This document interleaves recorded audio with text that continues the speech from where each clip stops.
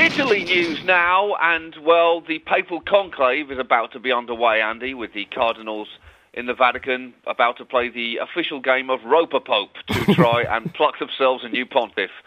But it's not just the Vatican which is in the midst of political upheaval. Italy itself is politically f***ed with a PH. The Italian general election last week produced a stalemate result between centre-left and centre-right blocs, with the centre-right bloc headed up by,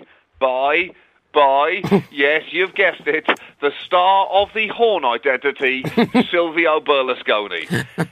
Berlusconi's political career, Andy, is just like his penis. Just when you think it's finally down and will stay that way forever, somehow it gets back up and ends up rising to a place it has no business being.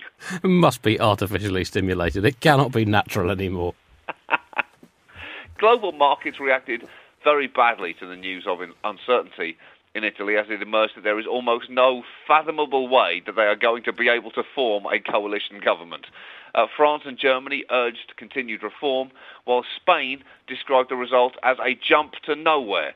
It's basically a bungee jump, Andy, and there are some serious concerns about the strength of the cord.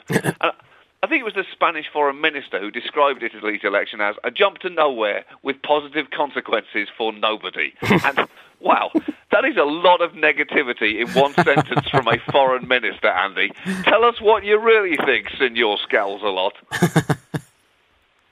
Extraordinary effort from Berlusconi, although he didn't win. That's a terrific performance from someone who just in October of last year was sentenced to 4 years in jail. So, I mean, that's a remarkable electoral performance. He himself said that everyone should now reflect on what to do next so that fresh elections could be avoided, saying Italy must be governed. Everyone must be prepared to make sacrifices. Berlusconi then paused before saying, for instance, why don't you sacrifice that bikini top, ladies? Do you know what I'm saying? And then dropping the microphone saying, it's no good. I can't change. I just can't do it. It's your fault for continuing to try and elect me. I'm taking no responsibility for this.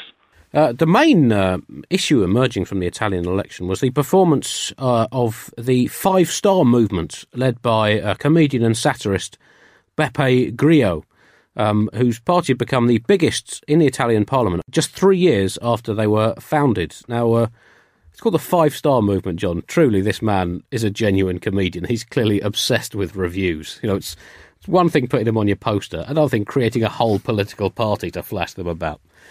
But it feels like quite a sort of landmark moment for European democracy. His whole movement based on the internet. Candidates were picked in online primaries. It has no headquarters, no local offices, and basically running on a redistributing wealth, attacking privilege, and cutting spending on defence, and boosting public schools and healthcare. It's and clearly the European political establishment is shitting an entire house full of bricks as a result of this.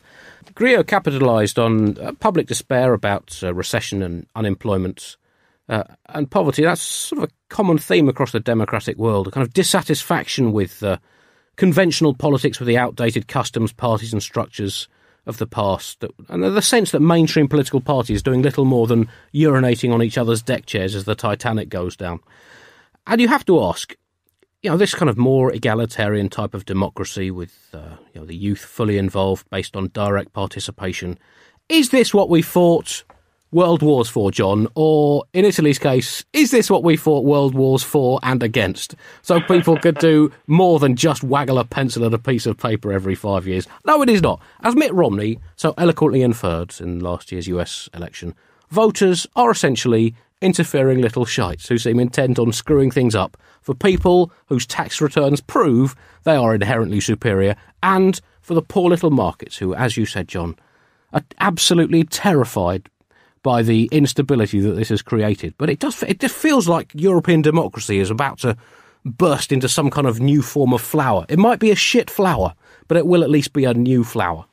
It was pretty remarkable. Beppe Grillo never gave a single interview to Italian TV during the election run-up, and yet he has nearly 170 seats for this protest movement, receiving 25% of the vote, and has now become the single largest party, the largest single party in the whole country. That is how pissed off Italians are with their government, Andy. They voted in a huge number for a comedian who ran on a platform of basically telling current politicians to go themselves. There's a lot to be said for that, though. There is a lot to be said for it. It is an entirely legitimate point. And Berlusconi's miracle comeback came partly as he presented himself as the anti-austerity candidate, giving an extremely seductive platform, pledging not only tax cuts, but talking of actually handing back some tax already paid, which, for a country in the kind of economic mess that Italy is in, is one of the single stupidest things that I think I've ever heard. And in response to all this, a Germany opposition leader last week made waves by claiming that by describing Beppe Grillo and Berlusconi as clowns. And I've got to say though, Andy, they're pretty good clowns, to be fair.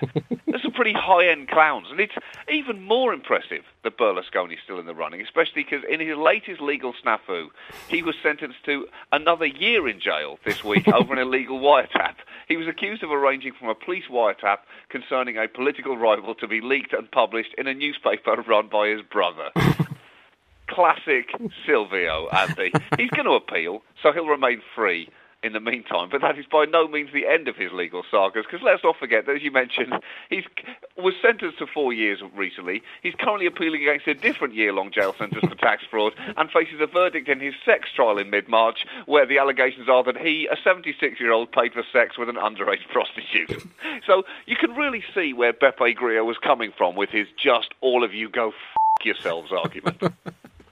Yeah, it's another twist in the fascinating tale of Silvio Berlusconi, who has not been quite as much in jail as someone sentenced to 4 years in jail might have been over the last 6 months. And you have to think after this, John, if Silvio Berlusconi had been the Roman emperor he clearly has always dreamed of being, by now he would have been assassinated at least 18 times by his own bodyguards. So I guess swings and roundabouts for living when he does live.